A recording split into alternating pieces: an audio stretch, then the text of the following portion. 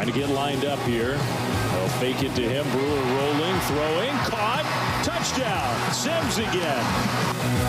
This is the Richard Carr Buick GMC Cadillac Sic'Em365 Radio Baylor Football Tailgate Show. Brought to you by Texas Farm Bureau Insurance, protecting Texans since 1952. IdealMRI.com. Premium quality MRIs. Convenient, affordable. That's ideal. Edward Jones Investments. With agents Ben Erlinson, Brad Wilson, Tom Albers, and Cam Heathcott. Makes sense of investing. Southwest Sports Medicine and Orthopedics. The team physicians for Baylor Athletics. Our goal is to get you back in the game. Stonewood Dental. Your comfort is our priority. Richard Carr Buick GMC Cadillac. Your friend in the car business. Second and 10. Handoff. There's Squirrel on the move inside the 20. That speed inside the 10. Touchdown. The Willis Law Firm.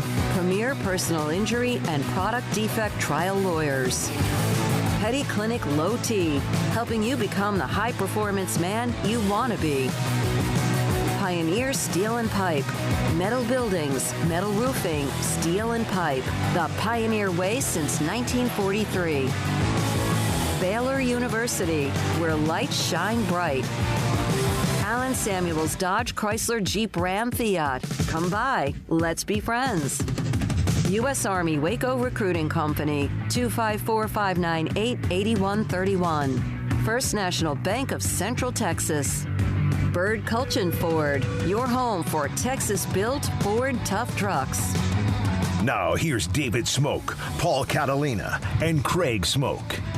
All right, here we go. So much to get to in the next hour and 30 minutes. Jack and Armstrong run the mothership. Paul Catalina to my left, Craig Smoke to my right. Sic'Em365 Radio. David Smoke with you. We'll take you up until around 5:30 today. We'll hear from Dave Aranda, Baylor head coach, near the end of the show, like the last 45 minutes of the show. We'll also hear from Squirrel Williams, the running back, Craig Williams, and Ryan Miller, defensive lineman out of South Lake Carroll. A lot to get to. The Big 12 has already had one game go final. A couple others are being played right now. And, in fact, 3 games are being played right now than Baylor, Iowa State tonight in Ames. Baylor's won 5 of the last 7 against the Cyclones. Last year had a 20-0 lead, and they were dominant. Very similar to the first half against the Cyclones as it was last year against Oklahoma, and then they lost the lead and then kicked the field goal. Mayers kicked the field goal to win it 23-21. Baylor is 4-5. Dating back to 1988 games in Ames, Iowa. Ames is a top 25 team. Iowa State, Baylor, of course, trying to get a win. It's been forever since they beat Kansas. All right, guys, we've discussed it. We really, I guess, don't need to rehash kind of our opinions. We all have different opinions. We'll get into that a little bit. But first of all, your thoughts, Paul, and today's game and 3 goals. 3 things they have to do. How did they win the game? 3, even if it's just fundamentally sound things they have to do. Block, tackle, play better than you have in any game this season. Craig?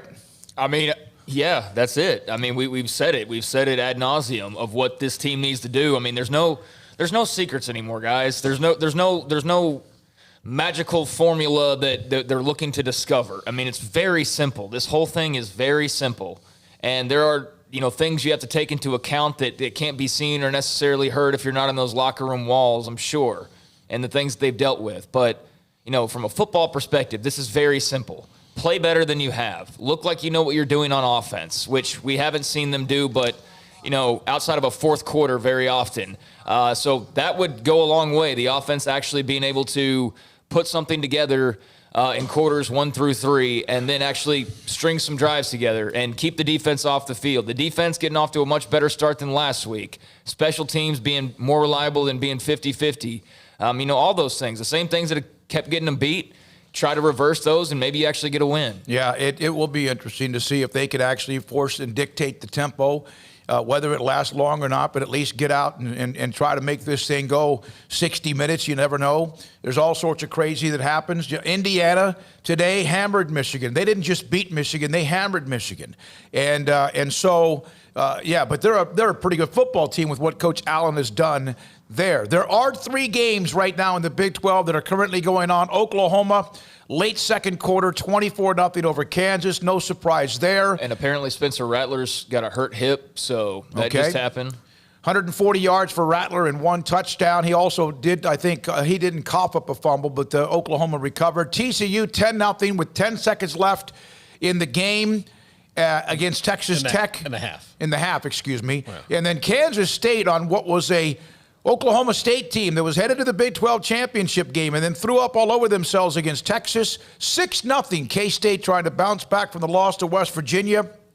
And right now at home with 7 minutes left, leading 6-0. Texas earlier today, 17-13 over West Virginia. There was a throw, 4th down. West Virginia was in the red zone 5 times and came away with 1 touchdown.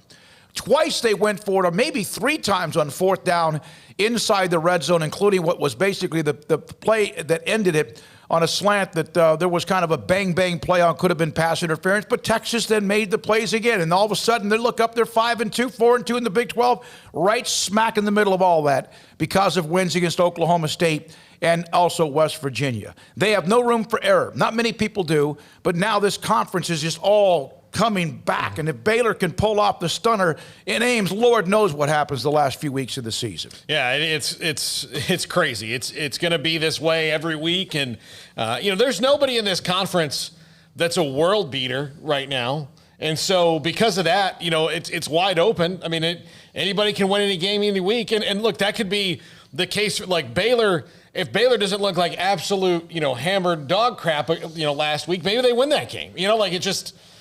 I mean, we said it. They could be 4-0 right now. Yeah. Like, that's the frustrating part. For everything that you want to say about this team, if they play themselves, not what the other team does, if they themselves play even a little bit better, they're 4-0, 3-1. Instead, they're 1-3. Why? Because they themselves have not played very well. So, again, like going back to what needs to happen, I don't give a daggum what Iowa State does today. What Iowa State does has no bearing on my opinion of this game. I'm looking to see if Baylor football looks like they actually know what they're doing out there. And, most importantly, because this isn't life or death, this is just entertainment, really, when it boils down to it. But look like you're having some fun out there. I think that would go a long way. I think that would soothe some anxiety and fears that the fan base has about like where this team is and all that. If you just go out and play hard and play physical and play like you're having some fun, then good things can happen. And playing up tight's not going to get you anywhere because this team's either played with a flat line, no pulse, or they've, just been unsure of themselves, it feels like at times. So just go out and clear your head and play. Yeah, and I don't know if they can. I know they can. But, you give up a 16 or a 12-play 73-yard drive to open the game, or you go 3 and out after maybe 1 or 2, maybe a first down or 2, and then, you give up good field position. That's kind of been what's happened to them, and we'll see what happens. But Iowa State, obviously, they're in the middle of it right now with Kansas State leading Oklahoma State. If K-State was to beat Oklahoma State, they're at the top of the lead, along with Iowa State if they take care of their business and they're at not home that good against Baylor. And they're not that good. K-State's a solid team, but like we've been saying, there's nobody in the Big 12 that's great right now. Tanner Mordecai's in a quarterback now for Oklahoma, by the way, the midway product, because, like I said, Spencer Rattler's hurt. Texas is a misleading 5-2. West Virginia, they're 500 now. They've evened out to who they are. You look across the conference, and there's nobody that's all that. I'd say Iowa State's probably the best-looking team right now. Yeah, and we'll see them firsthand. All right, so what could happen tonight? At the end of the night, we'll see Iowa State or K-State at the top at 5-1, maybe both of them if they take care of their business. Oklahoma State, they could drop into a tie, 3-2. Oklahoma goes 4-2. Texas 4-2. West Virginia 3-3. And then if TCU is to beat Texas Tech, they're not very good either, but they would be 3-3, and who knows? 3 wins is probably... Maybe. It probably won't be because there's only 9. 6-3 most likely will not get you in the Big 12 championship game, but 6-3 could get you into a mess for a bunch of tiebreakers the way this thing is setting up because Texas still hasn't played Iowa State or K-State. And so who knows what might happen And, of course, they always have the deadly Kansas Jayhawks in front of them. But somewhere.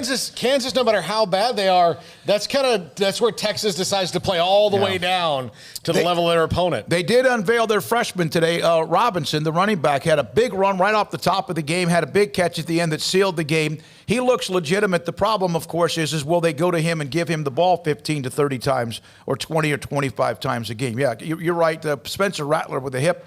And Oklahoma still in control 24-0 with 4:43 to go in the second quarter. Well, I mean, Bijan Robinson has played. He played against Baylor. He's played in every game. It's just that Ingram was more of their main running back. He was the featured guy because Ingram was hurt. Yeah, exactly. And Ingram may not get that job back. Maybe not. I mean, he had a nice game, over 100 yards. And, I mean, that was a very fortunate win for them.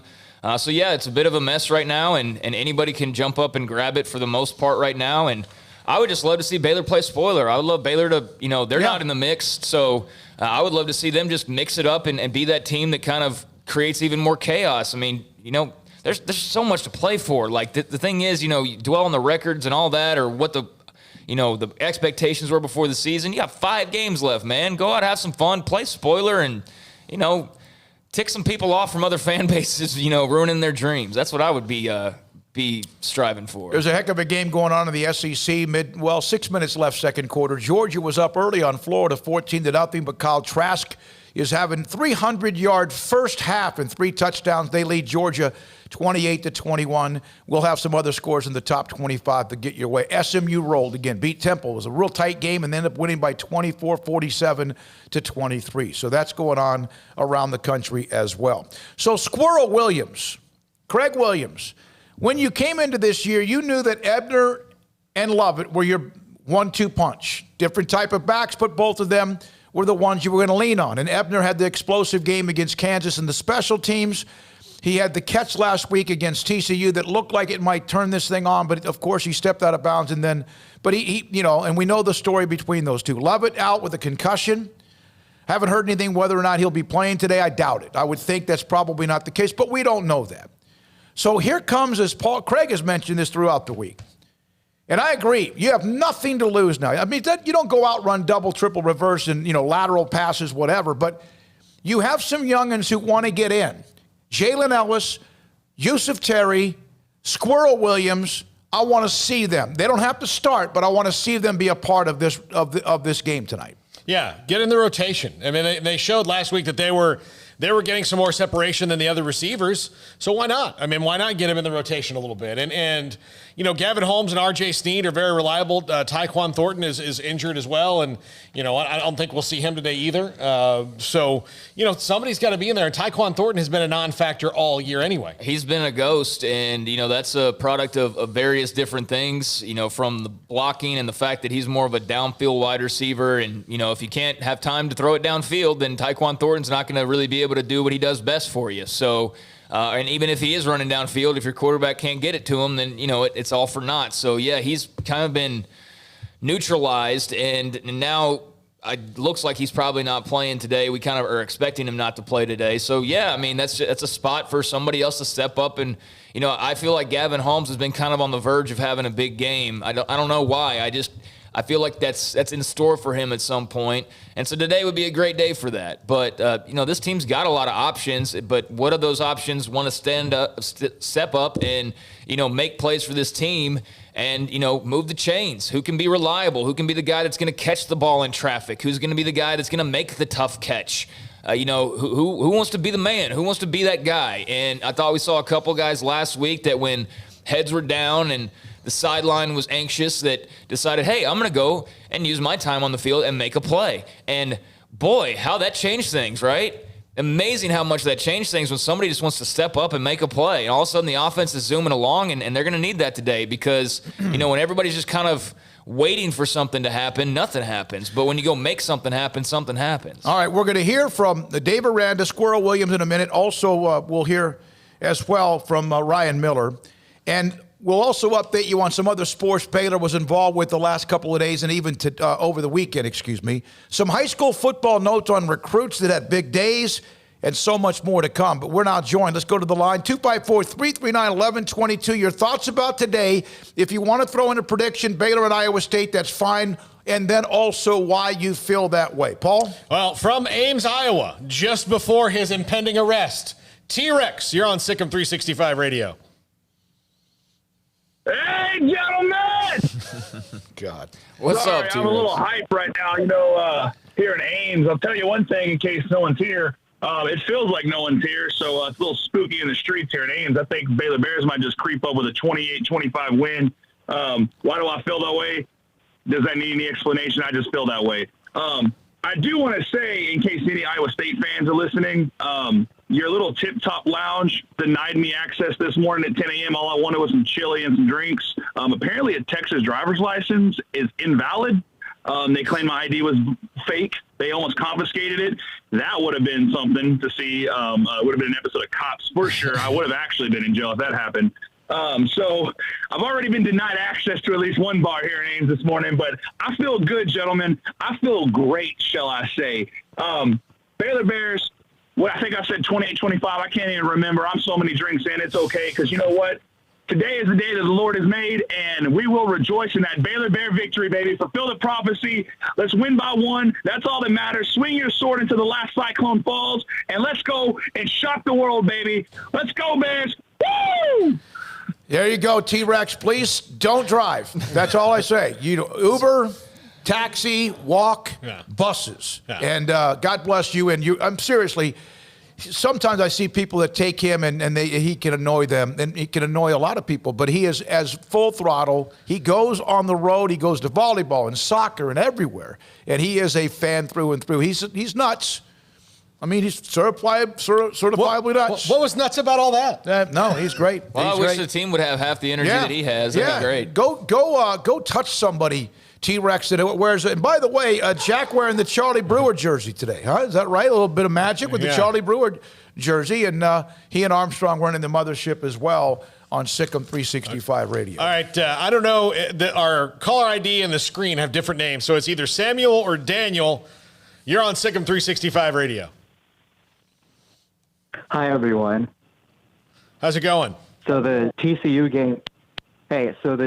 game this year reminded me a lot of the Duke game from 2018, minus the humidity. Scoreless going into the half, except I just remember from that game, there was just a breaking point with the student section. Someone dropped a pass, and everyone just started booing. But one thing people are starting to doing this year is that we're just turning on the coaching staff. But something I'm telling everyone is if you look at all the schools this year that have brand new coaches, they're in the same situation we are. If you look at Florida State, Ole Miss, Mississippi State, they all have losing records. Most of them have won 1 or 2 games. I think a lot of fans are being way too quick to turn on Fedora and Aranda, especially since we're pretty much installing brand new offense and defensive schemes over Zoom. Daniel, you know what? We're not allowed to be realistic. We're not allowed to be realistic in this day and age of social media and the message boards and even talk shows. But, man, that's a great call. We appreciate that. Thank you, because you're right. Because a lot of the same people that wanted to give up on Matt Rule in 2017, then they were disappointed when he left or mad because he was leaving. Some said go. You're right. You're exactly right. Now, at the same time, these guys on staff, Fedora and Aranda, they're making a lot of money. And this is their 3rd consecutive week of practice, correct?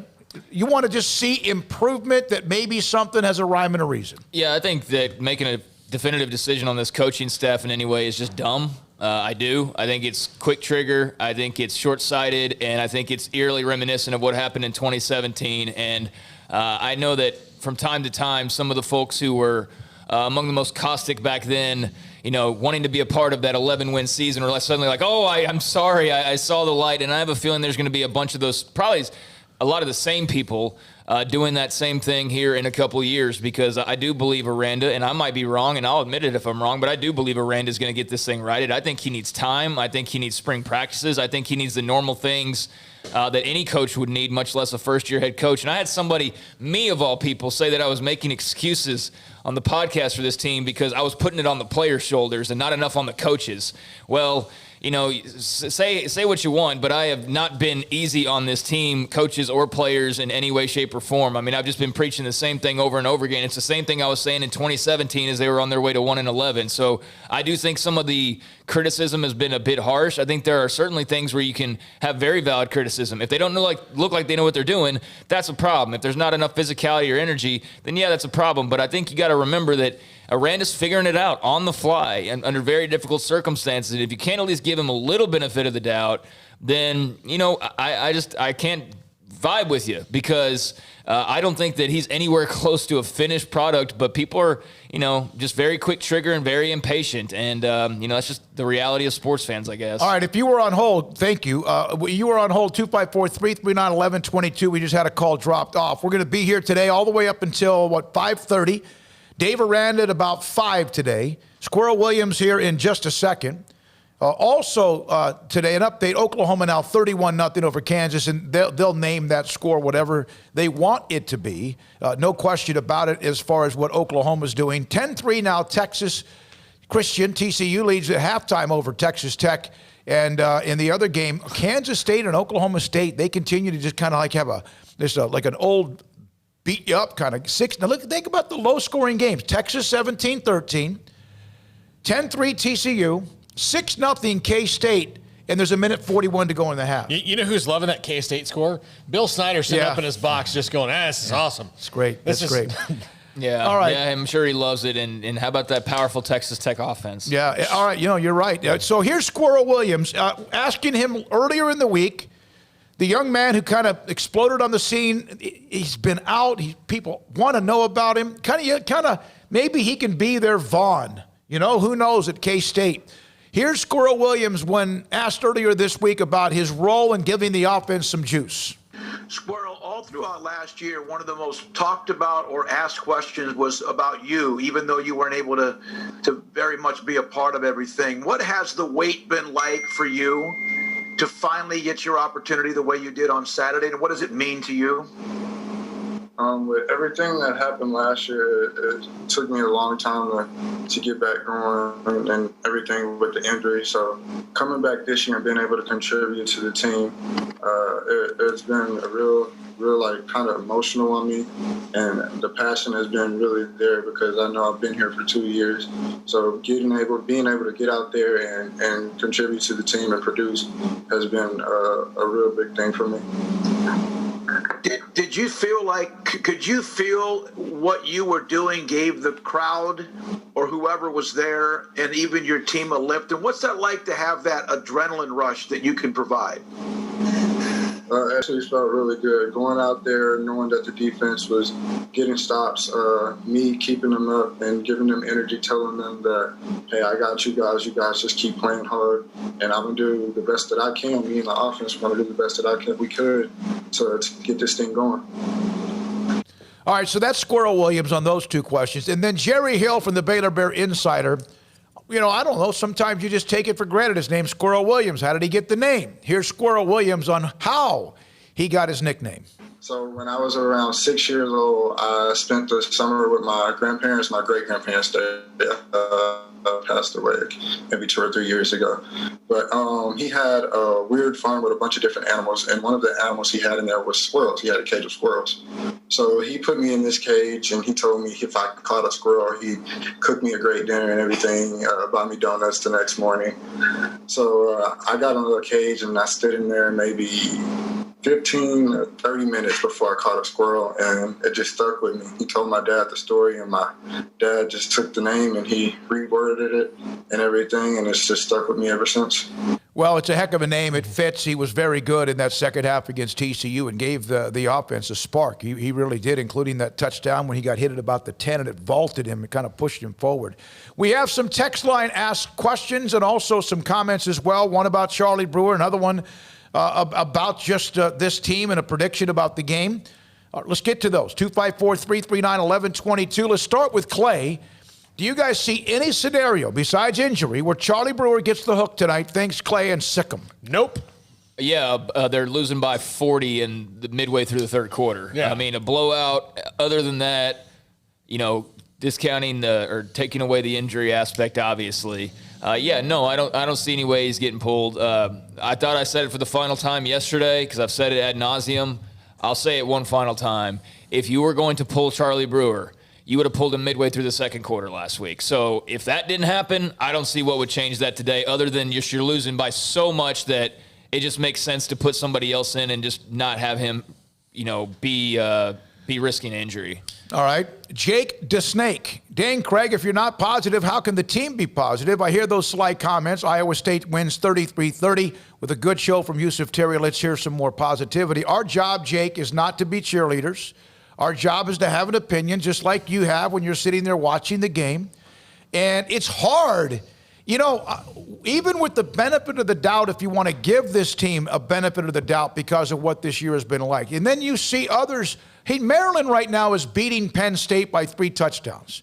Indiana just beat Michigan. So everyone's going through this, but it's hard when you see what appears to be every week a lack of a pulse early in the game. And whoever that might be, whether it's the coaching staff or the leadership or the players or whoever, I don't know. But it's hard. It's really hard to look at 1-3 with this team with a couple of wins, especially that got away, and be too positive. Our job's not to be positive. Go beat Iowa State. Hey, we'll tell you about it. Our job is to try to paint a picture, have opinions, take your opinions, and discuss them. That's me, Craig. Yeah, I don't know. I'm confused because some people tell me that I'm making excuses for the team. Like I just said, a couple minutes ago, somebody was telling me that from the podcast, and now I'm not being positive enough. So I don't know what to tell you folks. Give me something positive to talk about, and I'll talk about something positive. And I talked plenty about Craig Williams last week. I talked plenty about Yusuf Terry. But we watch the games, right? And if there's something positive to talk about, we'll talk about it. I didn't see many positives last week against TCU.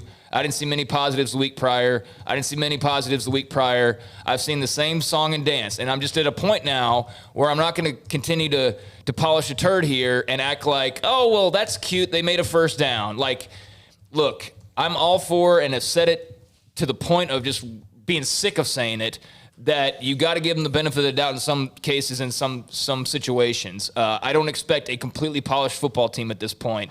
But I do expect, and I don't think it's too much to ask, especially watching a bunch of teams around the country trying really hard, even if they're huge underdogs, but playing really hard, to just see the team play hard and do the basic things that don't require spring football to execute. And, I've given the benefit of the doubt to the point of, like, what else? Like, just... Well, they're not really so much not criticizing you. He's just saying. Well, no, but it's this thing of you're getting either side of it, which is, why don't you feel how I feel, Craig? Yeah, you should feel how I feel. You don't understand how sad the players are. Like, well, yeah, of course I don't, because I'm not one of them. So I'm just judging it from my viewpoint. I've tried to be as positive as I possibly can. So give me something positive to talk about. Exactly, and we haven't really had it. And by the way, Jake, appreciate it. And polish a turd. I get it. I got it. Craig just sounds depressed. And I think that's not depressed. My day it's not made or ruined if Baylor wins or loses. If you went there and that's your favorite team, yeah. No, Smokey's day is made or ruined whether Nebraska wins or loses. Get it right. Yeah, I did not watch one single play of that game live. You know why? It was the only channel on my Spectrum cable that I didn't get today was the Big Ten Network. And thank God, because it would have been just like anything else that they've done. It was pathetic. And you know what? I've got to the point where I didn't even try to find them on my phone or online or steal it from satellite somewhere. That's where I am. Just like Baylor fans were for 17 years probably. But I still care about them. But at the same time, thanks for the text, Jake. Appreciate it. 254-339-1122. I'm fine. I assure you. I'm just tired of repeating the same things over and over again because, again, to me, this is all very basic and comes down to the same things that we've said a few times now. Maryland 28, Penn State 7. Start of the second half. Indiana beat Michigan. Indiana's 13th in the country, 3-0. Northwestern, first time in 20 years, they're unbeaten after 3 games. They won today 21-13. Those are some of the stories today around the conference, around the country as well. All right, when we come back, we're going to hear from Ryan Miller. We'll also hear more. Man, I love the calls. We love the calls. All of us do. 254-339-1122. Your opinion, feedback, also on the text line as well. And this is Sic'Em365 Radio. Boots add protection. Good boots help you climb better and move forward faster. And when your son or daughter steps into the boots of a U.S. Army officer, they also learn how to lead. In these boots, they'll gain more confidence with expert training in one of more than 150 occupational specialties. In these boots, they'll stand a little taller and lead a team with diverse backgrounds and areas of expertise to successfully accomplish whatever challenge comes next. In these boots, they'll earn respect with valuable experience from day one that will give them solid footing for success into the future. Highly qualified candidates who earn a spot on our team can receive comprehensive health care coverage, college tuition assistance, and a bonus of up to $40,000. See all the things your son or daughter can achieve in our boots at GoArmy.com. U.S. Army Waco Recruiting Company, 254-598-8131 or 254-776-1543.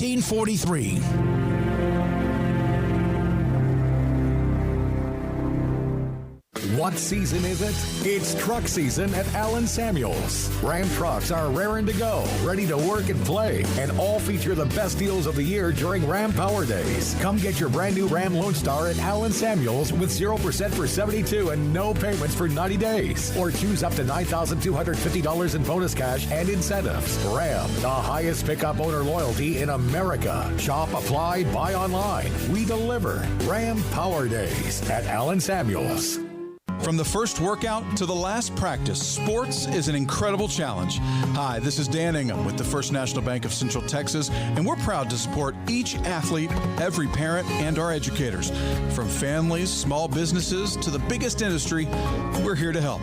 With remarkable products like First Free Checking, we've got banking ideas that fuel big dreams. The First National Bank of Central Texas. Familiar faces making local decisions. Member FDIC, Equal Housing Lender.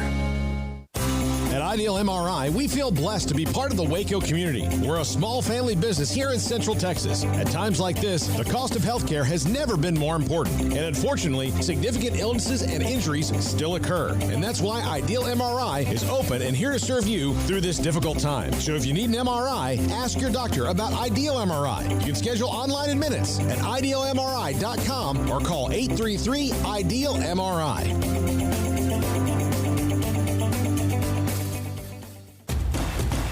Hey, this is Bryce Petty, former starting quarterback and two-time Big 12 champion, and I know firsthand the importance of being in top shape both on and off the field. So listen up, men. If you're feeling beat down day in and day out and looking for that high-performance edge that separates the men from the boys, then look no further than the Petty Clinic Low T in Waco. Petty Clinic is a comprehensive men's healthcare clinic with an atmosphere catering to men. Board-certified Dr. Kent Petty has a special interest in offering the highest quality medical care to men of all ages. Some of the services offered include screening and treatment for low testosterone or thyroid, infertility, high blood pressure, diabetes, high cholesterol, sleep apnea, while offering comprehensive wellness exams and complete men's health lab panels. High performance men, remember, it's not just a Petty thing. This is Bryce Petty, encouraging you to reach out and Google search Petty Clinic Low T or go to pettycliniclowt.com and get your complimentary lab screening today.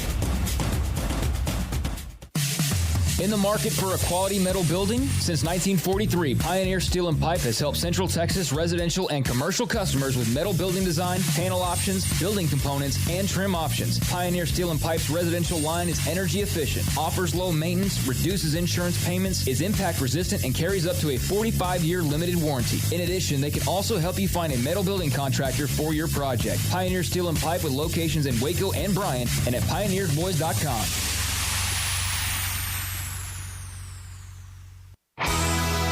This is the Richard Carr Buick GMC Cadillac Sic'Em365 Radio Baylor Football Tailgate Show.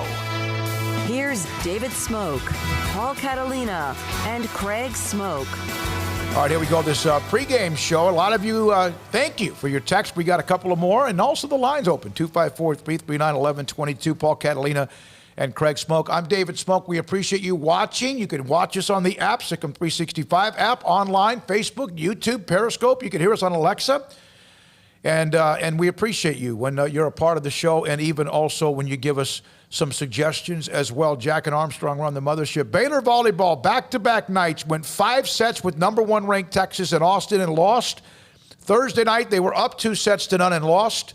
And then last night, they were down 2 sets to none, came back to tie it up in set 4, 25-14, but lost in the third set, 15-6. Not even sure they dropped number 3 in the country against number 1. Maybe a team or two might jump ahead of them, but what a back-to-back night for volleyball in Austin, in the Big 12 and around the country. Yeah, I would say, though, that there's clear difference between number 1 and number 2. When you're sitting there with a spot to play spoiler and you give up a 2-set lead to lose, and then you climb out of a hole, and unlike the night before where you allowed your opponent to win 3 straight against you to take it, you can't finish off that rally. So there's the difference between Texas volleyball and Baylor. Texas volleyball can close out a rally and they can stop one, and Baylor can't stop a rally and can't finish one off. So. They might see each other again. I'm not sure, but again, that's in the spring. That's not till the spring. And last year, Baylor finally got the win against UT at home, went on to give them a spark, and played in the Final Four before losing in the semifinals. Was it to Minnesota? I think it was in the semifinals. Also, Baylor men's tennis had 4 singles wins today at Richland Tennis Center up in Fort Worth. In the Big 12 individuals, they won 4 matches there. Also, a friend of Dave Aranda's. He was on Dave Aranda was on Gary Anderson's staff at Utah State. He was fired today, 0-3. We had Gary Anderson on the show in the summer. Yeah, we did, to talk about Dave Aranda. They were 7-6 last year. Gary Anderson today at Utah State was shown the door. And one quick note in last night's game. Hold on. Miami wins in a shootout against NC State. De'Aaron King, 400 yards passing, 100 yards rushing, 5 touchdowns. It's the 3rd time in FBS history a player's done that against a major conference opponent, and NC State's allowed it twice. Taj Boyd did that 8 years ago with Clemson. All right. Just news from Colt Barber. Yeah, let me finish the Gary Anderson thing. Gary Anderson, that's interesting on Utah State about they played 3 games and you're firing him in a pandemic year. Like, to me, that's kind of strange. Like, I don't care how you've looked or whatever, but that is kind of strange. You got to wonder about his contract. Like, is his contract up so they can? Yeah, I don't know enough about it, but that's curious. Yeah, according to our Colt Barber, he's reporting this. Baylor will be without John Lovett, Tyquan Thornton, Ben Sims, Byron Hanspard, and Jackson Kimball. Today, the players did not travel the team to Ames. Lovett, Thornton, Hanspard injured against TCU last week, and, of course, the game is at 6. So your best offensive weapon has been your tight end in Ben Sims, who's become a dude, and now he's not there. And that sounds like, and I'm not going to, well, I will. If he wasn't injured, and I didn't hear about any injury in practice this week, it sounds like he might have been caught up in some sort of contact tracing. Is that the only one to think? Yeah, he didn't make the trip? Yeah, he and Kimball would be the ones who, could fall in that. But Lovett, Thornton, Ben Sims, Kimball are out. Yeah. And Byron Hanspard. Colt Barber, Sic'Em365.com. We appreciate that. Baylor and Iowa State tonight at 6 o'clock. All right, let's go back to some of the texts we have on the Riverbend Liquor and Wine text line from Keith in Bernie, Texas. I played against Bernie my senior year. Wide receivers need to create separation. Catch every ball in their hands that hits their hands, especially with so few opportunities, time given by the offensive line. How much is on the wide receivers? And that's a really good question, Keith. We've discussed the offensive line. A lot has been said about Charlie Brewer, but we've discussed, in fact, no separation at times from the wide receivers as well. And that's why I think it was nice to see Yusuf Terry blossom last week, or maybe Jalen Ellis, although he couldn't get that ball thrown to him on time. That they might give you some separation, who knows?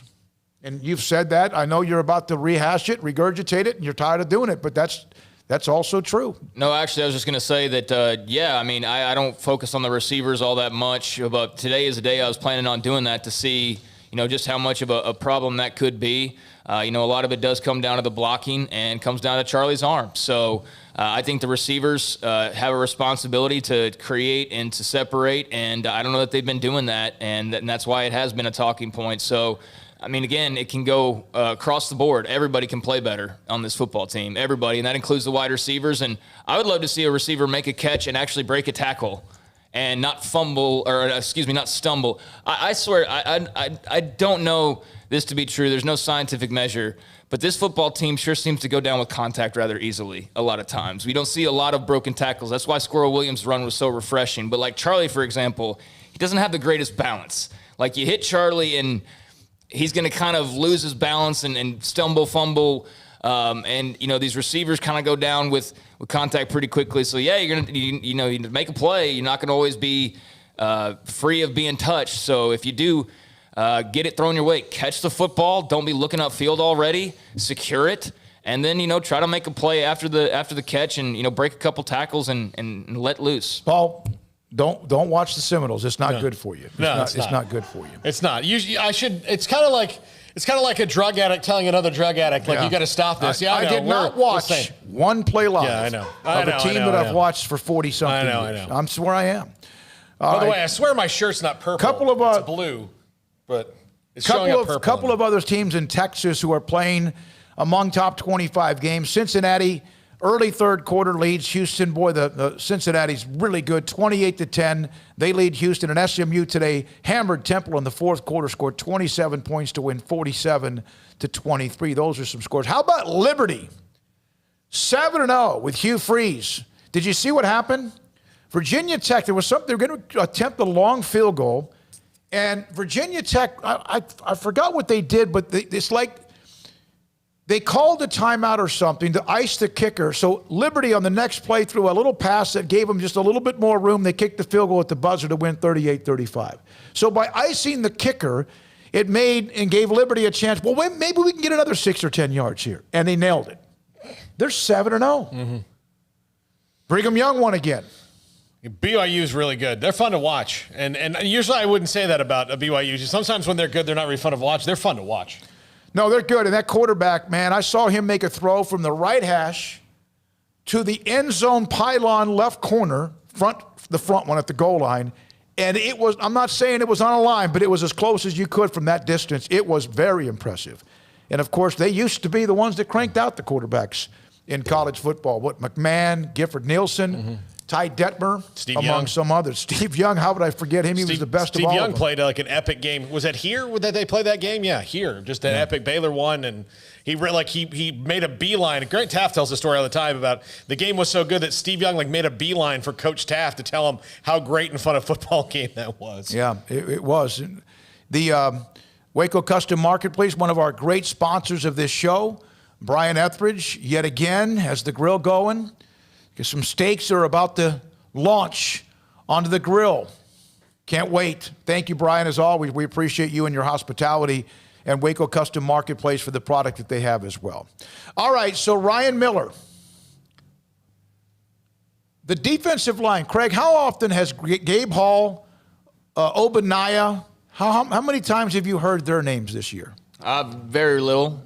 Very little outside of the only names I've heard on this defense this year are Terrell Bernard, William Bradley King, Raleigh Tejada, and I'm not counting, plays where guys are being called out because of not doing something good. JT Woods is another I would throw in there, but it's been more Braden Utley than it's been some of the other guys that you would expect. And I know that Dave Aranda's defense or Ron Roberts' defense is not designed to be sacking the quarterback as much as they were last year. That's just a change from last year. But yeah, I mean, that's pretty much who I've heard.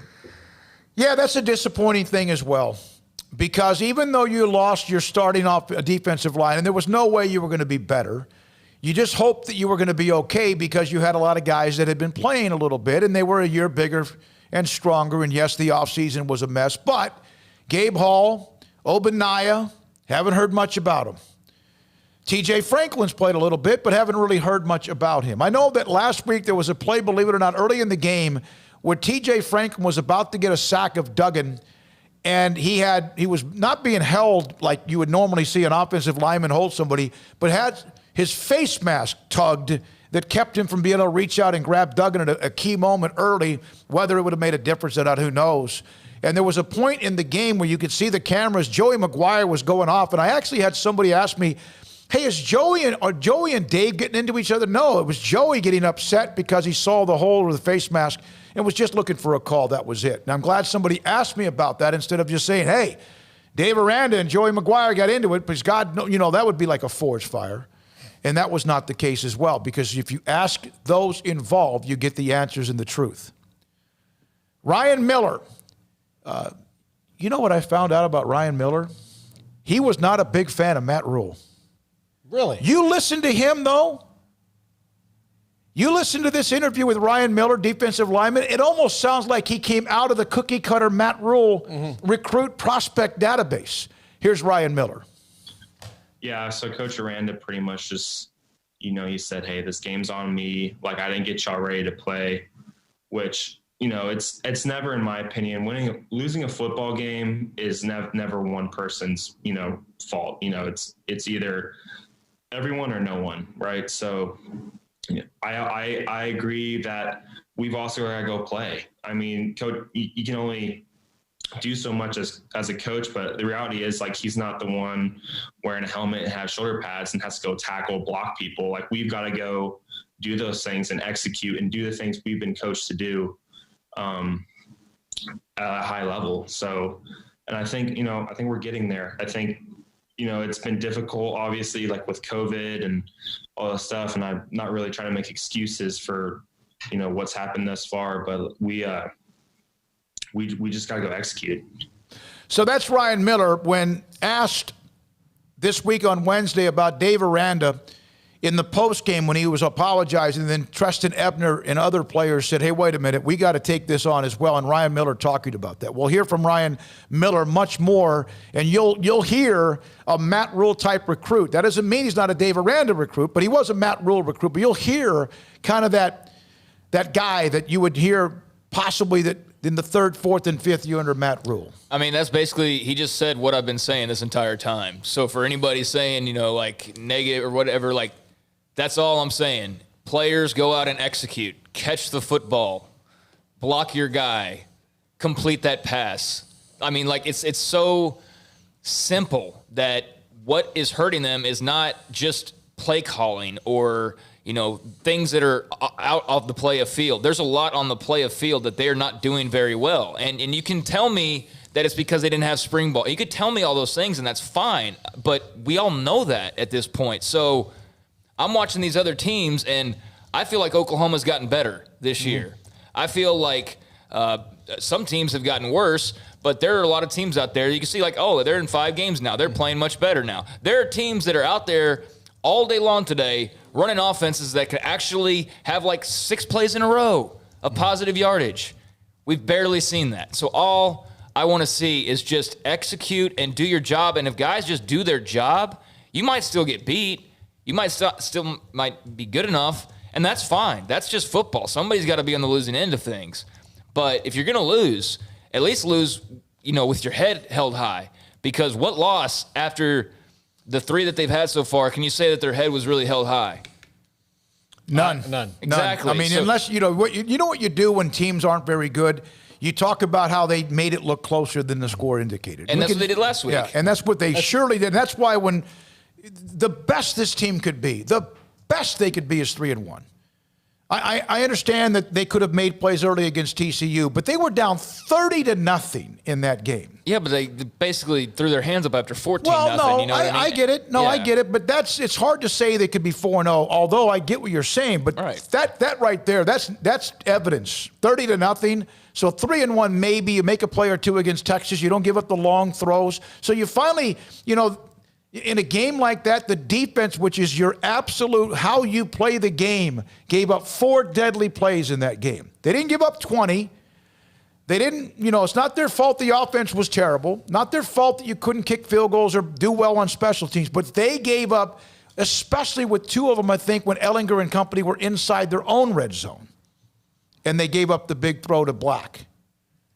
And it just kind of kick-started the offense for UT, and eventually they opened up a couple of touchdown and a half lead as well. All right, when we come back, Ryan Miller You heard him on just what was said in the postgame or what is wrong with this team in his opinion as a player, not as a fan or a coach, not as a talk show host or anyone else, as a player. And now you'll hear from him on many more things about Ryan Miller and Baylor football next on Sic'Em365 Radio. Car has the trucks, man. They have the one for you. Crew cab, short or long bed, silver, black or blue. Texas size selection, great prices too. Richard Carr, he has the truck for you. Carr has the trucks, man. He has the truck you need. If you want the best truck, you want a GMC. Texas size selection, great prices too. Richard Carr, they have the truck for you.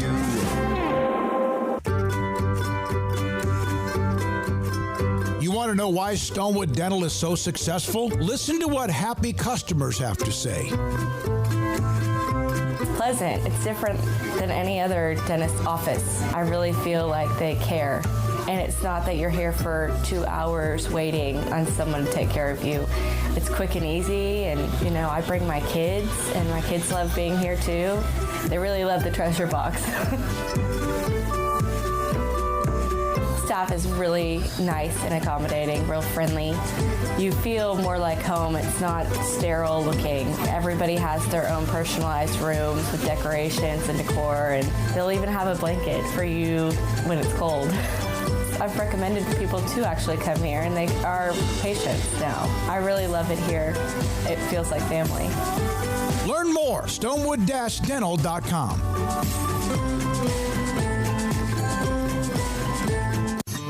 With more than 160,000 alumni worldwide and counting, the Baylor family is growing. And through the university's expanded Baylor alumni program, the family is growing closer. With hundreds of local volunteers planning events in cities and towns around the country, you can gather with fellow Bears no matter where you are. So, get connected, get something started, get involved, and make plans to get together with Baylor alumni. Visit us at baylor.edu/alumni. Southwest Sports Medicine and Orthopedics, the team physicians for Baylor Athletics, specializing in diagnosis and treatment of any and all sport-related injuries, celebrating over a decade of service to Central Texas. They tackle all surgical and non-surgical problems that arise from an active lifestyle. Trust the doctors that Baylor trusts, and when injuries sideline you, don't wait for Monday. Join us at 8:30 on Saturday mornings for a post-game injury evaluation clinic. Southwest Sports Medicine and Orthopedics. We get you back in the game. When we moved to Texas, we were like fish out of water. We didn't know anyone in our neighborhood until our Texas Farm Bureau insurance agent came to the house. She was so helpful and reassuring, a friendly face with that Texan hospitality I'd heard about. When we purchased a Texas Farm Bureau insurance policy, we knew we were making the right choice. We knew our family would be protected. Stop by and see our agents at one of our 3 McLennan County locations. Coverage and discounts are subject to qualifications and policy terms and may vary by situation. How did Edward Jones become one of the biggest financial service companies in the world? By not acting that way. Financial strategies, one-on-one advice, it's a big difference. And that's why Brad Wilson, your Edward Jones financial advisor, makes sense of investing. Experience the difference for yourself. Brad Wilson, 250 Sharon Drive in Woodway, 254-776-4337. Edward Jones, member SIPC.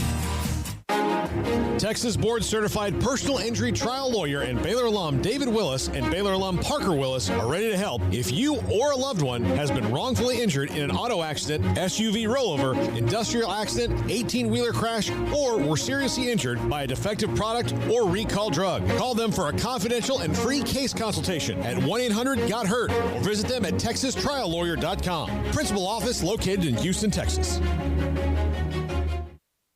This is the Richard Carr Buick GMC Cadillac Sic'Em365 Radio Baylor Football Tailgate Show.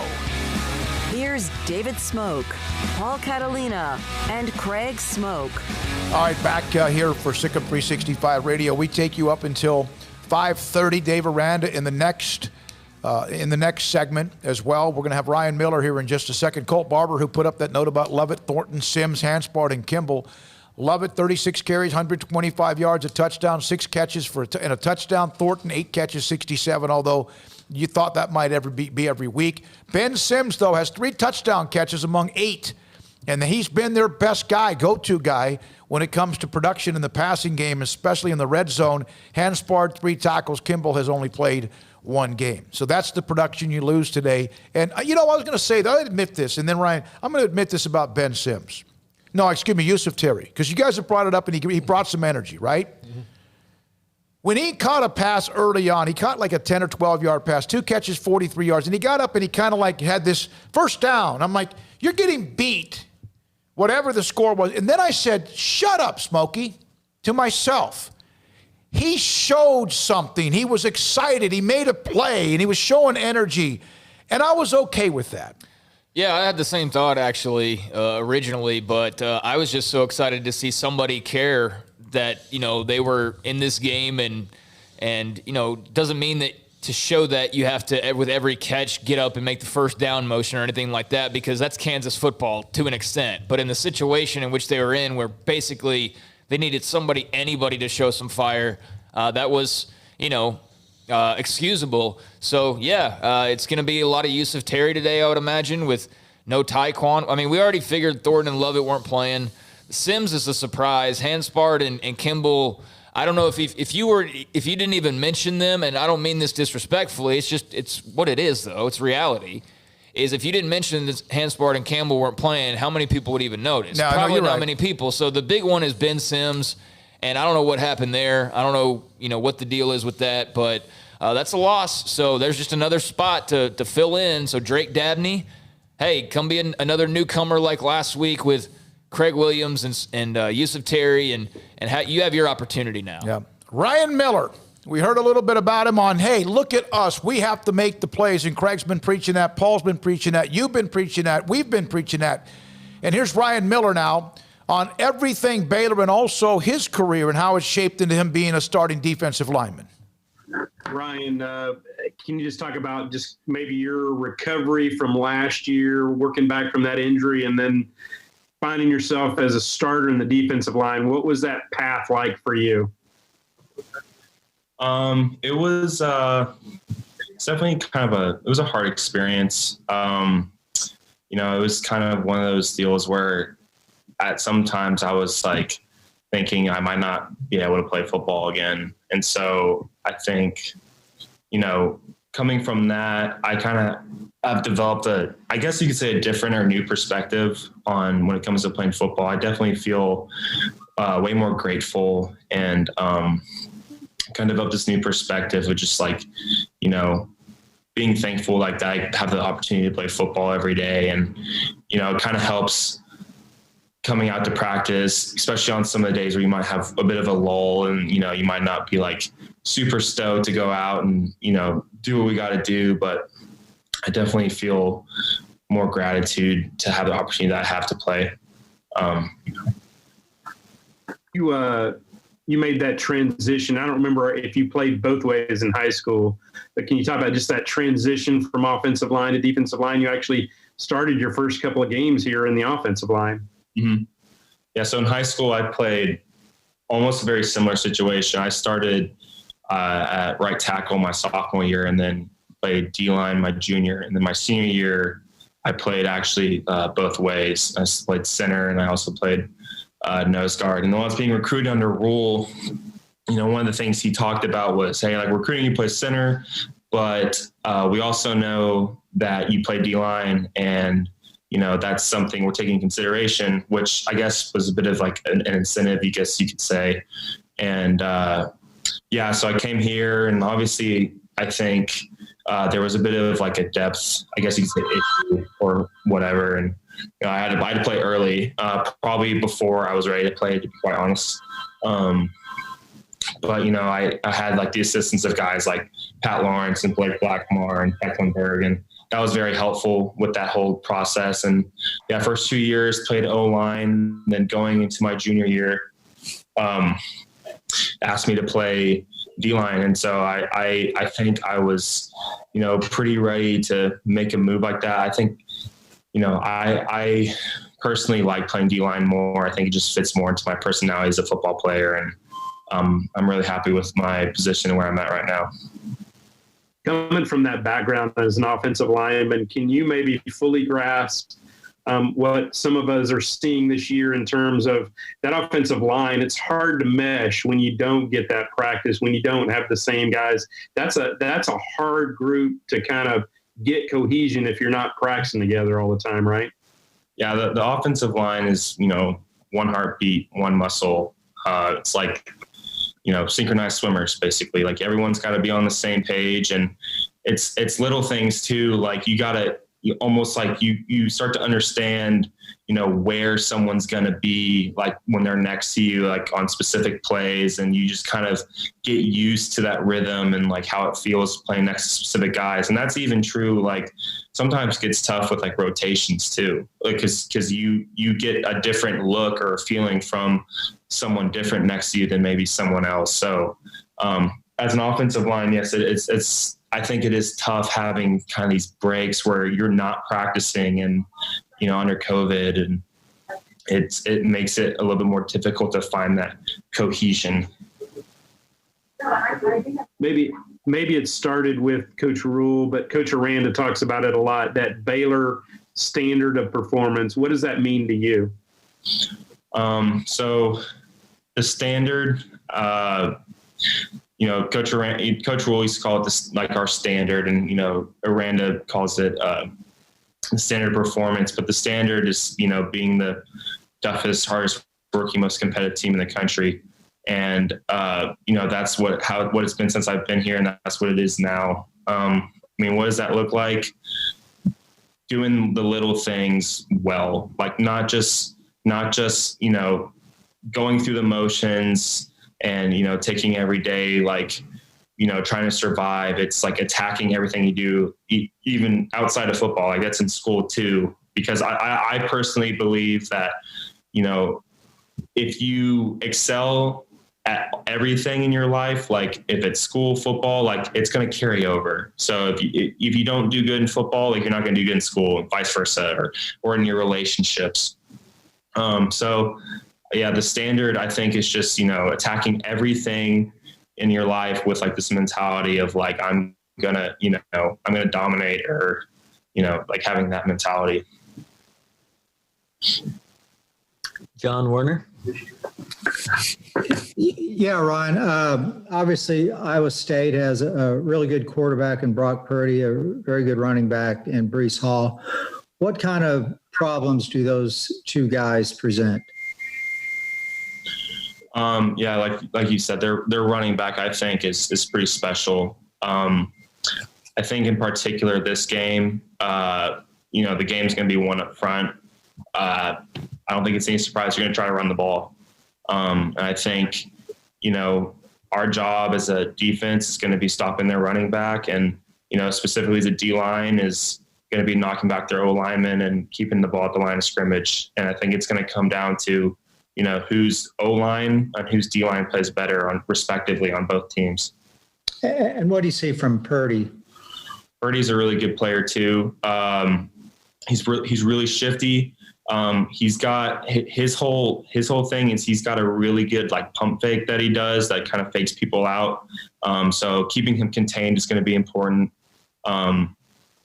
But also applying pressure to him, forcing him to throw the ball, like trying, so he doesn't tuck it and run it, because I think that's probably where he becomes more dangerous. I know you guys have tried some different personnel in the defensive line. Are y'all feeling pretty, maybe more confident now that y'all can present a better pass rush?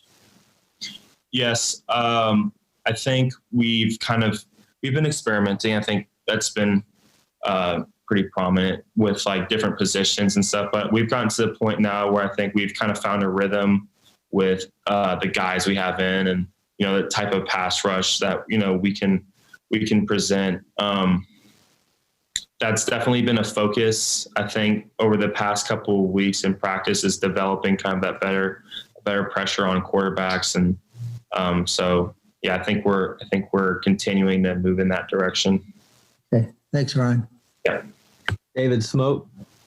Ryan, you've seen the ups and downs of this program. You were here in that 1-11, 7-6, and then last year's great run towards a possible championship. The the struggles you've seen, this is a different year with all sorts of different distractions, but do you see a team that can pull together enough to make a run and kind of get themselves where there's not lethargic type things in the first half that you saw against TCU? Absolutely. Like compare like this team this year and the struggles we're having versus my freshman year, it's like not even in comparison. Like we've got the guys, like there's no doubt about it. Like we've got talent. Like we just have to go do it. I think, looking at TCU from that game, specifically the second half, the biggest takeaway for our offense, in my opinion, was them saying like, we're capable of stacking drives together and scoring touchdowns.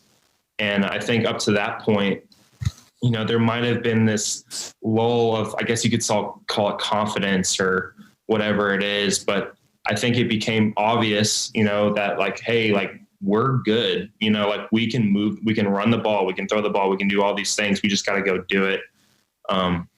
So I think more than anything, that just kind of became like a confidence boost for our team as a whole too. Cause defensively, like, it feels good whenever you get a 3-and-out and your offense goes and scores a touchdown. So the post game, Coach Aranda apparently was apologizing to you guys after the game. And then some players stood up and said, no, this is on us. What did that mean? Do you think it, and can you kind of describe what was said? Yeah. So Coach Aranda pretty much just, he said, hey, this game's on me. Like I didn't get y'all ready to play, which, it's never, in my opinion, losing a football game is never one person's, fault. It's either everyone or no one. Right. So I agree that we've also got to go play. I mean, coach, you can only do so much as a coach, but the reality is like, he's not the one wearing a helmet and has shoulder pads and has to go tackle, block people. Like we've got to go do those things and execute and do the things we've been coached to do at a high level. So, and I think we're getting there. I think, it's been difficult, obviously, like with COVID and all that stuff. And I'm not really trying to make excuses for, what's happened thus far, but we just got to go execute. Matt Roberts. You're right. You touched on it a little bit, but just for the confidence level for not only the offense, not only the defense, but for y'all to stack drives like you did in the second half the other day, how important was that from just a full, you touched on it a little bit, but just the full team coming together and saying, we have dudes on both sides that know how to do this? Yeah. So kind of was referring to earlier, like our offense kind of found like that, I guess you could call it mojo, like, like where they get in a rhythm and they start moving the ball and it's, they start scoring touchdowns and all that. And I think, like I said, defensively, it also motivates us because, whenever you get a 3-and-out or a turnover or something like that, and your offense is able to go capitalize that and score, it's almost like, oh, like let's go do it again. Like it incentivizes you to like keep playing good defense. And I think that's, once you have that, like you have like kind of a unified team that can be really good. All right, that's Ryan Miller, but enough of that. Look at this right here. Brian Etheridge, these are steaks, ribeyes, and also fillets from the awesome sauce of Brian Bauer, the Bauer family, and Waco Custom Marketplace. Brian's done this, the hospitality, when we've been doing the pregame, whether it's an 11 o'clock kick or 2:30 or 6, whatever. And man, is that mouth-watering good. That is absolutely spectacular. Brian, thank you as always. Appreciate that. And Sic'Em365 Radio. 2 or 3 quick notes, and then we hear from Dave Aranda. Former Baylor offensive lineman Sam Tecklenburg, picked up by Carolina. He was dropped from the active roster. He was cut, picked up by the practice squad. He sent me a text earlier today. He's on their practice squad. Jordan Jenkins of Lindale, 200, and I think it was 71 yards. 291 yards and 6 touchdowns in a win against Kilgore for Lindale last night. Is that good? That's really good. Also, Kyron Drones, 13 of 17. 226 yards passing, 5 touchdowns, played the first half only in their win against Alip Elsik. He, of course, has been out a couple of weeks, and that was awesome, his performance as well. And he was here last week. He was here in the studio around here last week, even after Baylor's loss, and was as positive as you could possibly be. OU, 9 minutes left, third quarter, up 31 over Kansas. TCU now 20-10, late third quarter over Texas Tech. And Kansas State 12, Oklahoma State 3. Tylan Wallace did not play today. And so 12-3, Kansas State. They would take, if Iowa State wins and K-State holds on, they would be at the top of the Big 12 standings. All right, coming up. Well, no, right now, here's my conversation with Baylor head football coach. Boy, he needs a win too, Dave Aranda. Baylor head football coach Dave Aranda with me on Sic'Em365 Radio. You mentioned something about Sundays, and it's kind of like you find out the truth. What did you find out yesterday about your team based on Saturday, what they had to tell you, and vice versa? You know, there's a great need and a great appreciation for accountability. And I know personally, and then with our staff, and most importantly with our players and with our team. And so that was number one. You know, so to tell the truth, Sunday is like to get past the emotion and the hurt and the frustration and you know, all of it, and get to like what the truth is, why it's this way. Right? How did this happen? And then get to how this can be prevented and what steps we have to do to fix it. And so I think, like, in taking that approach, right, starting the game faster, you know, is definitely something that was talked about. I think I look upon myself like that's something I have to do better in terms of creating energy in the locker room and really managing time on the grass prior to the game. I feel like I can do a better job there. You know, we looked at, you know, just in terms of the twists and stunts and the pickups that come, just simplifying there. It's another area that I take accountability for. I think those, you know, how we frame that and how we approach, you know, moving fronts and boxes so that we can play our most aggressive, I think is critical, just with just how, you know, our makeup and who we are. And then, you know, third, I would say, like, the defensively, the ability to when our lead calls are struggling for whatever reason, to have a home base to go to. And to have that be known and clear, so that everyone knows that, hey, if we're not hitting with this pressure or we're not getting with this stunt, our home base is this, and we're coming right back to this call, and this is where we'll get it figured out and get right and get back on track. I think those three things are big takeaways. There's various other things there, but I think it kind of starts with those. Did you apologize to the team in the postgame? And whether you did or not, what did it mean to you when Treston Ebner stood up or said, wait a minute, Coach, we are the ones that need to apologize to you? Well, I think, you know,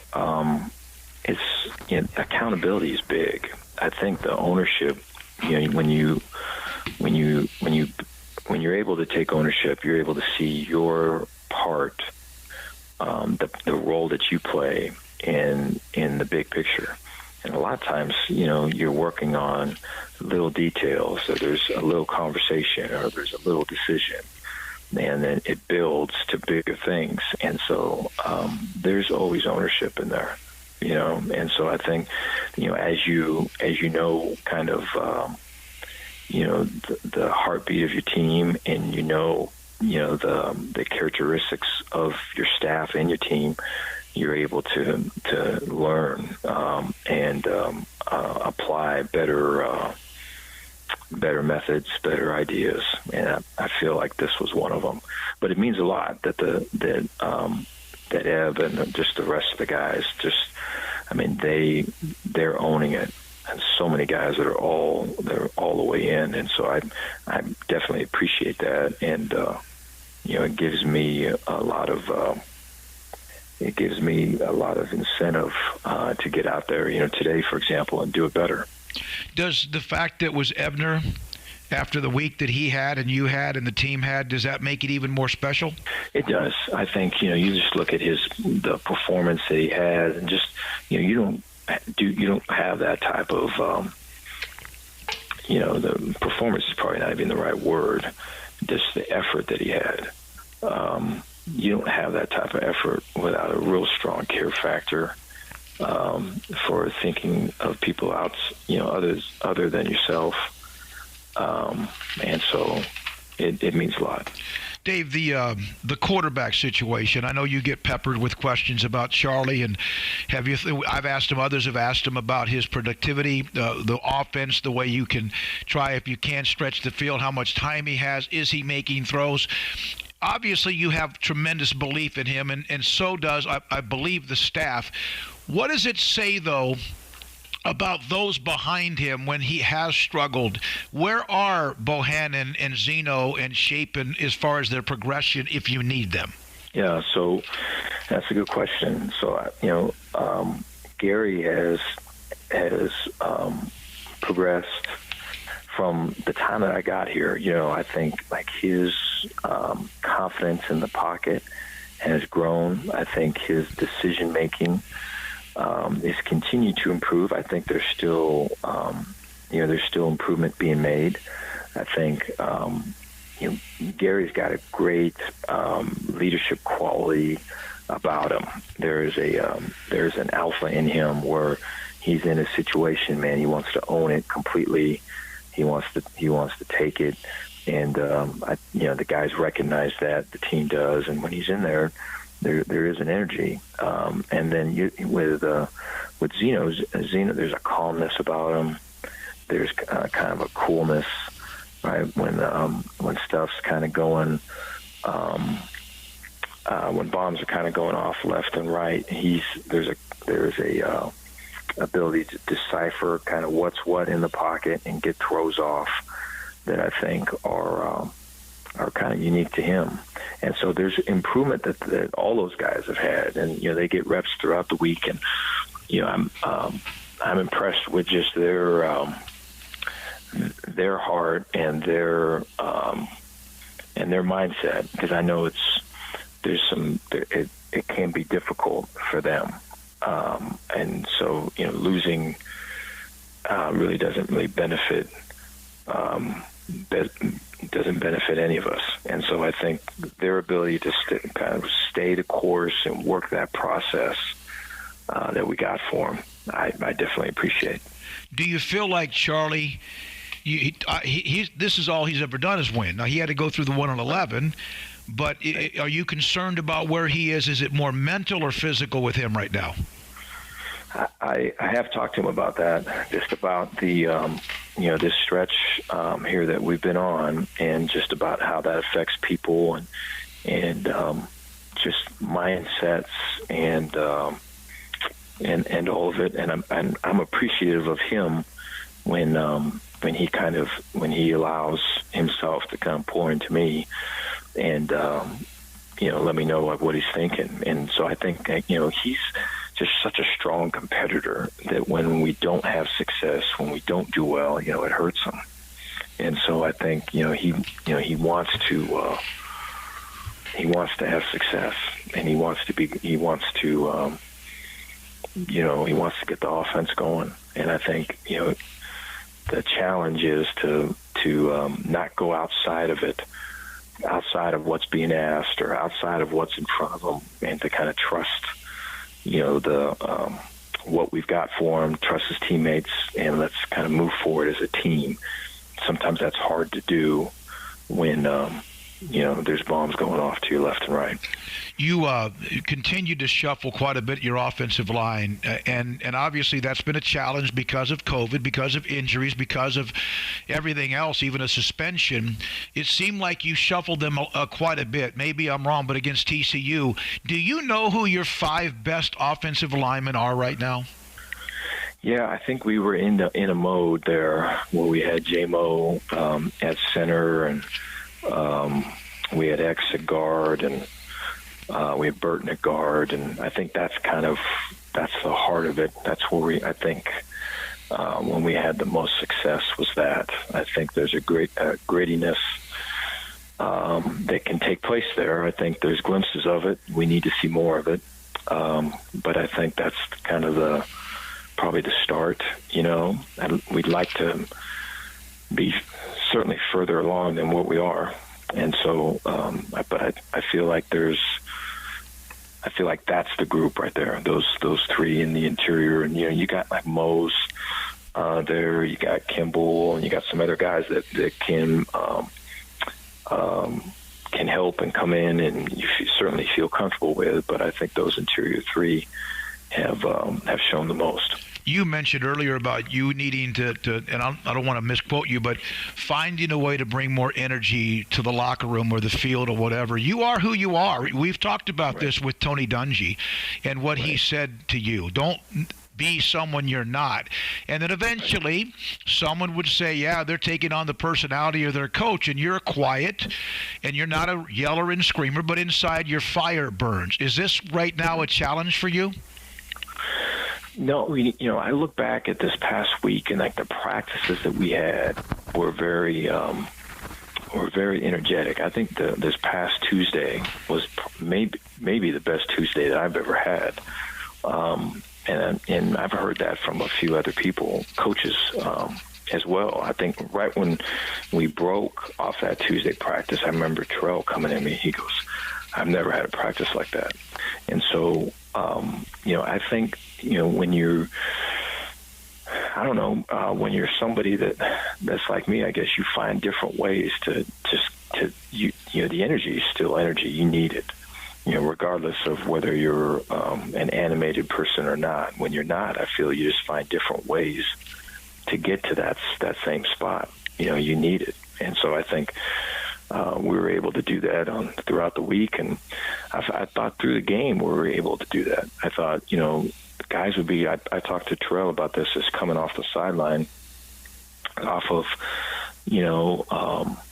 a field goal block or a PAT block and all this stuff. And there can be some true,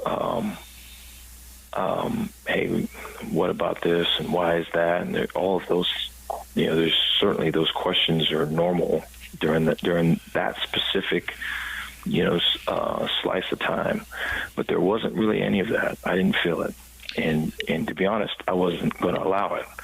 Just with the energy we were trying to give on the sideline, and I felt like that fire never went out. And so when we're able to get some stuff going on O and on teams, we turned it up some. And so I think there's been energy there, and I got to do a better job at the beginning of the game. Yeah, because it seemed like, I didn't know, and sometimes I've heard coaches say this, that you had that practice Tuesday, Wednesday, and you almost like peaked early, or you played the game in the middle of the week. Is that something that also can happen?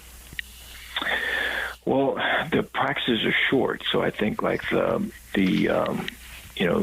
thought with how we're going is to not go for very long, but to make it game-like and to get good versus good, to get speed versus speed, and to get try to get best versus best. And so there's a lot of times where we go ones versus twos and twos versus ones. Our twos are getting the reps or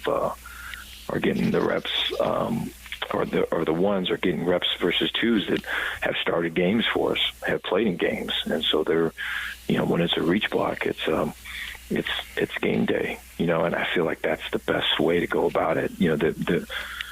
The opposite view would be, scout teams and kind of walkthroughs, and there's just, the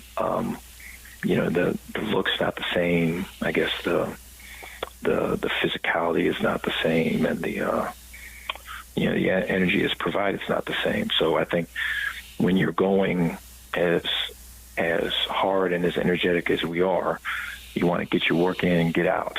And so I think ours has always been, let's make it game-like. Let's do our work, get in and get out, as opposed to the longer practices that are more kind of a walk and talk and that. And so we've had success with it this way, and I feel like our guys are liking it. I think it's really just a matter of I have to talk more about starting fast, and I've got to be more involved in that piece. Dave, philosophically, you have been in this business a long, long time. This is your first opportunity as a head coach. How much are you learning every day? And how much of this are you having to also, considering the conditions you've been dealt with, learning every day and trying to grasp it all, the big picture, along with what is every single day, every single moment? No, I appreciate the question. I feel that, when losing or when there's pressure, it creates abnormal behavior in people. I think that's just, I don't know. I've always felt that. I feel like that's a fact. And so I think the ability for us to stay together, to coaching staff, players, team, stay together. I told them yesterday I've got every one of them's back, and what can I do to help them? And here's our path moving forward. Right, let's own this. Right, let's get better with every day that we've got this week. And I think when you have the ability to be with a bunch of guys that are all on the same page, all working for the same goal, and all kind of selling out to get that accomplished, you can create some momentum pretty quick. And I feel like, yesterday was good. We're practicing today because of that our NCAA rule with Tuesday being an off day. And so we're right back at it. And I feel like we'll attack this one. Last question. You haven't had a chance to very much meet many of the players' parents, families, because of the off season. We'd have camps, or you'd have this, or you'd have that. How much, no matter if you're a first-year head coach and staff or not, how much have you missed that, and how much do you think that maybe the parents have missed it as well? No, I think it's big. I think I miss that, and I know that they do too. I know that I'd have to imagine from their perspective, there's got to be what's going on, I'm sure. And so I think, we were talking about having we've had a few Zoom meetings with them, and we're talking about having another one this week. And so I think it's important for that connection. And I think it's important to, just for me, I'm always going to do everything I can to be as transparent as I can, and to be as real as I can. And so and I don't plan on hiding anything. And so I think that relationship and the ability to talk that way, I think is, especially in difficult times, is really important. Baylor football coach Dave Aranda on Sic'Em365 Radio. All right, we're going to take a call, get predictions, and wrap it up. Baylor and Iowa State kick off at just after 6 tonight at Ames, Iowa, again, with Baylor trying to get their first win in over a month. All right, Gunny, you're on Sic'Em365 Radio. Hey, thanks for taking my call. How y'all doing? We're doing well, Gunny. Thank you. Good. Look forward to a good game today. I think it's mighty neighborly of Baylor to bring our program down a few notches to make it a little more competitive for Iowa State. Yes. They got a pretty good coach there. What's his name? Earl Campbell? Matt Campbell. Matt. Oh, okay. Thank you. Did he get that? He's copying Matt Rule? I don't know who's older. Yeah, I think Matt was first. Rule. Oh, okay. Well, for a bottom of the barrel program, I'm surprised he hadn't taken a better offer. He's done pretty good. Y'all have any idea how the children of the corn have held on to him as long as I have? I don't think he's really looking. He's not going to just jump for anything. Oh, wait a minute. There's only one child of the corn. There's a children of the Nebraska, corn, and they're in Lincoln. But Michigan might be looking for a head coach very soon, so Matt Campbell would be a great candidate for that. I'll tell you that much. That's who I would go look at. Yep. Well, can't imagine what's keeping him in Iowa as long as I have. Certainly can't be the women. Well, Hayden Fry was there a long time. Water. And Kurt Ferentz both. Iowa's had two long-time coaches, and Ferentz, and before that, Hayden Fry. Gunny, anything else, buddy? We lost him? One option I was thinking was with the kind of season he's having, perhaps Hugh Freeze will be taking a Power 5 job soon, and that'd make room for Campbell to move up to a superior program like Liberty. Hey, I can't laugh. I can, because my Liberty's 7-0, despite everything. Thank you very much, Gunny. As always, we appreciate it. Oklahoma State just took the lead by 1 over K-State. A minute left, third quarter. TCU up 9, fourth quarter, 12 minutes left against Texas Tech, and Oklahoma 41-3 late third against Kansas. Paul, give me your don't have to be a score, your thoughts about tonight. I think Iowa State wins, and I hope Baylor plays better. God. Yeah, no, for me, I think there's a lot of positives that you can still take away from this team. Tried to highlight those, but, ultimately it boils down to the same things. And so my hope today is, my prediction is I believe Iowa State will win this game by 10 or more, is what I said on Trust the Podcast. I'm going to stick with that, and it's all based on what we've seen so far. So I hope to be able to have much more confident predictions in Baylor moving forward, but I need to see it first and not just hope for it. So I hope we see an improved football team today. Armstrong, yours. Iowa State. Yeah. Do you have we're all 2 and 3? We're all 2 and 2. 2 and 2? Okay. Yep. I think Iowa State, I'm getting a little, I think this could get out of hand pretty quickly. I just have a bad feeling, like 37-10.